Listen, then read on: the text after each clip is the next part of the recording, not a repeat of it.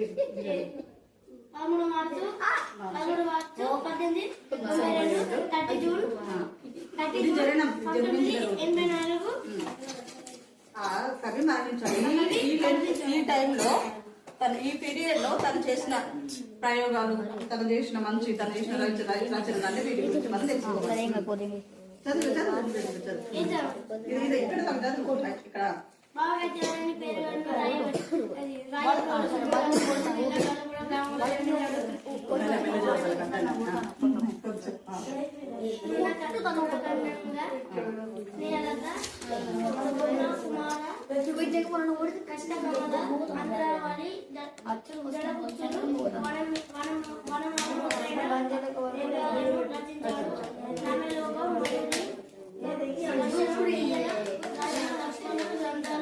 అద్భుత